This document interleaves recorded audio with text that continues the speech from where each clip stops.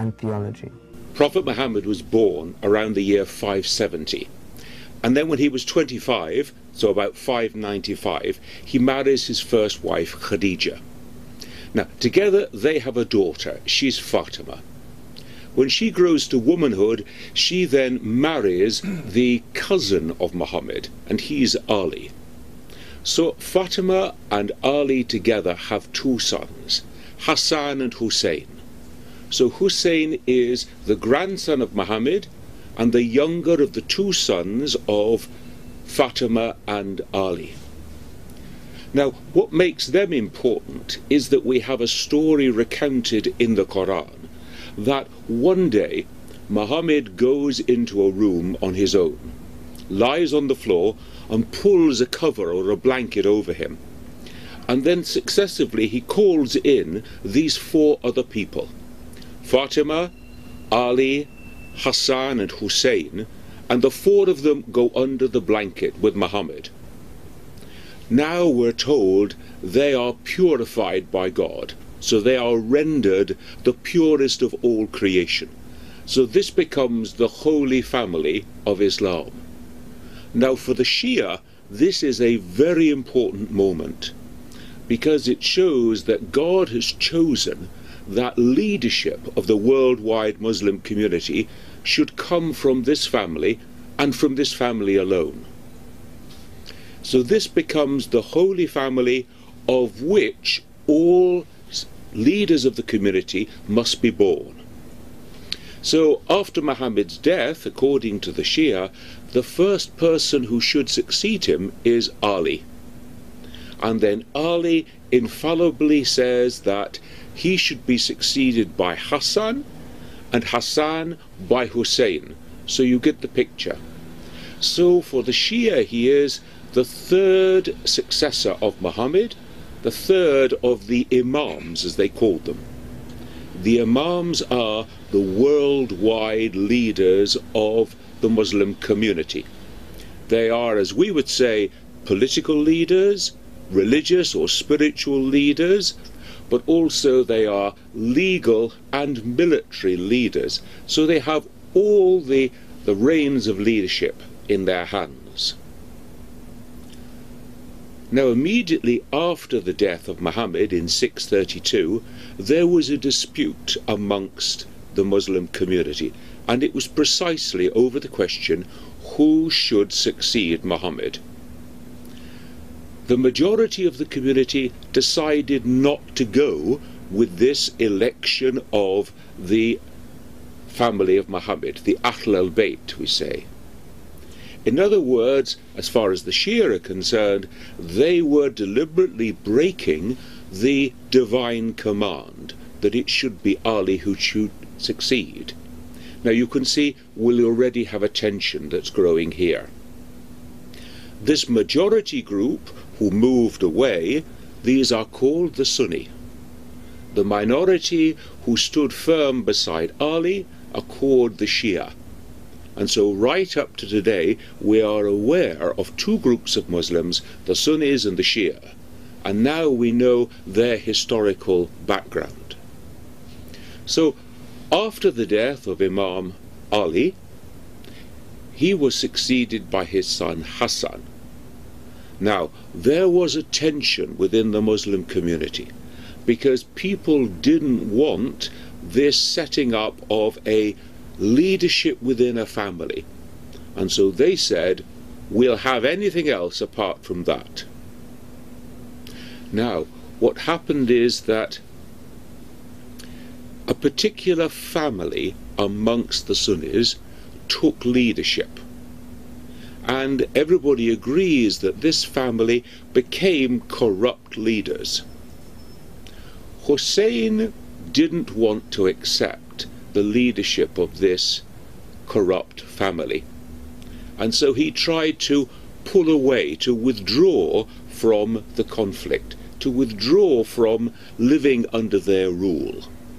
And so he went to the holy city of Mecca. Now, he knew that he was going to be asked to swear allegiance to this ruling family, and he wasn't prepared to accept that. And so rather than give in to tyranny, to injustice, he first withdrew to Mecca, and then he set off on a journey to cross into modern-day Iraq, to a place called Kufa. This is the story of the beginning of the time of Imam Hussein, and we've now reached the year 680, 50 years after the death of Muhammad. Chris, as far as Imam Hussein's concerned, what is his relevance, to religion in general?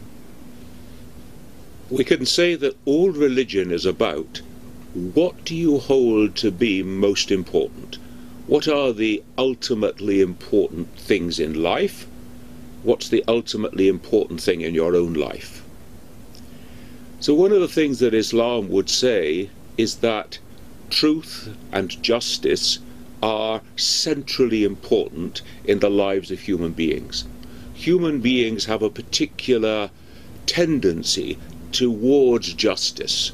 We seek to act justly, we seek to follow the truth, to seek it out and to go with it.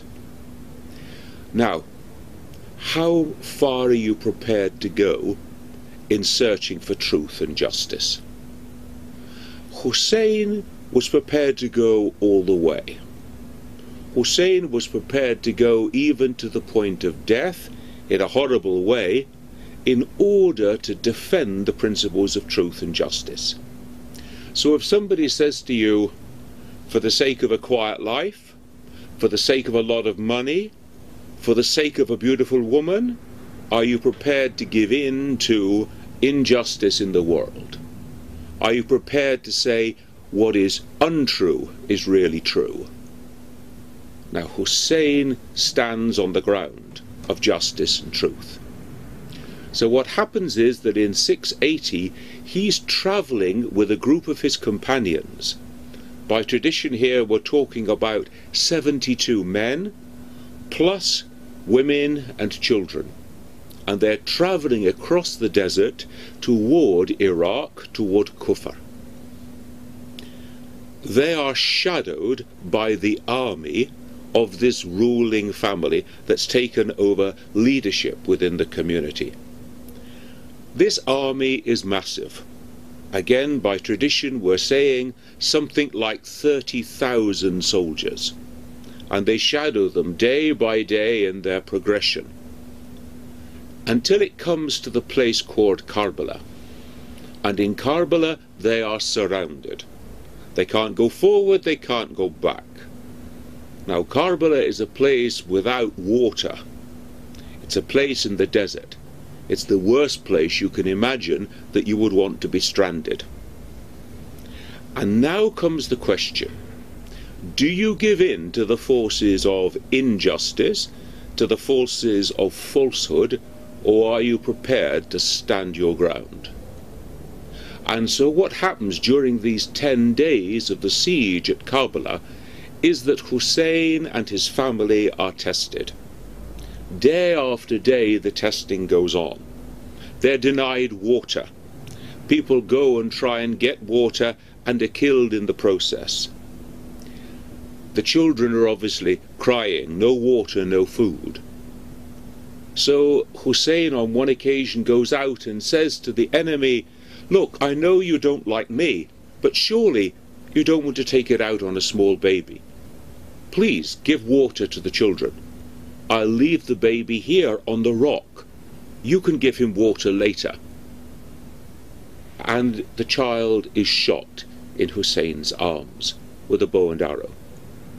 So you can see the tension is building up here day by day until we reach the 10th day. The 10th day is called Ashura Day, the 10th of the month of Muharram. It's on this day that the massacre takes place.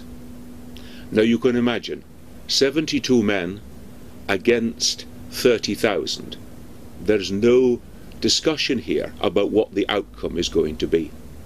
Hussein and his companions are killed. It's a massacre. After they've killed them, they desecrate the bodies. So they ride the horses backwards and forwards over the bodies just to smash them. and then they take the women and children away into captivity. Now you can see it was clear this was going to happen. What do you think if you've got 30,000 soldiers who are shadowing you and they are intent on seeing that you do not reach your goal? And yet Hussein goes forward, rather than give in to injustice, give in to falsehood. And so he becomes a great role model for all Muslims, for the Shia especially. He becomes a role model of saying, we will stand on the principles of truth and justice, we will resist oppression, we will not give in even to the point of death, if that's what God has ordained for us. Rather than accept falsehood and injustice, we will sacrifice our lives. This is why Hussein becomes important. Now something has gone horribly wrong in the Muslim community. Here we are 50 years, not quite 50 years, after the death of Muhammad, and we have the grandson of Muhammad being brutally killed in this way. Not only is he the grandson and the Imam, but he is somebody of the highest spiritual qualities, we can say, because he is somebody through whom God speaks. God guides the community. And so he sets a role model. A role model, we can say, that right will triumph over might. That even though you are few, even though you appear to be small, here we are 1400 years later, and everybody remembers the day of Karbala. Everybody remembers the massacre. And so during these 10 days of mourning, Shia Muslims are reenacting, are remembering those days at Karbala, the days of the siege, the day of the massacre. And so they are steeling themselves. O God, if it be necessary, I too will stand on the principles of justice and of truth. I will stand against oppression and falsehood. Now this is a challenge for all human beings, whether we're religious or not, whether we're Christians or Muslims or anything else. Where do we stand on the question of truth and justice? How important is it to us, and to what lengths are we prepared to go to defend these principles? I mean, as far as Hussein goes, I mean, what exactly, can we learn from him? The important thing about the message of Imam Hussein is to say, this life is not all there is. There is something more important, and that's the life to come.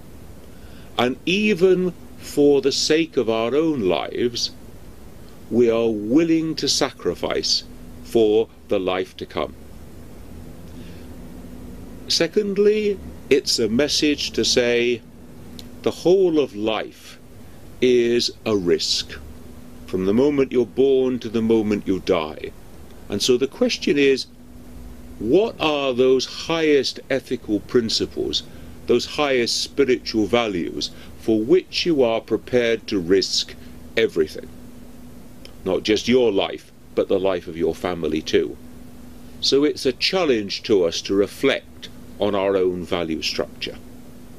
What is the relevance as far as Islam goes today in a modern society? Islam believes that every single human being is born with a natural sense of justice, of truth, of uprightness. And so it's as though a word like justice can ring a bell in the heart of every human being and say, yeah, actually, that's got something to say to me too. So I think that a big, bold statement like the day of Karbala rings this bell in the hearts of many human beings who actually believe If it's not fair, it's not right. If it's not just, we ought to do something about it. If it's not true, we ought to take notice. These things give us an ethic by which people can live, by which people are challenged, even if they choose not to live by it. So there we are. Hussein is a witness to us. Hussein is an example to us as human beings. What are our value structures? For what are we prepared to risk? And just how far are we prepared to go so that honesty, justice and truth should actually win in the world, even at the cost of our apparently losing right at this moment? Thank you very much.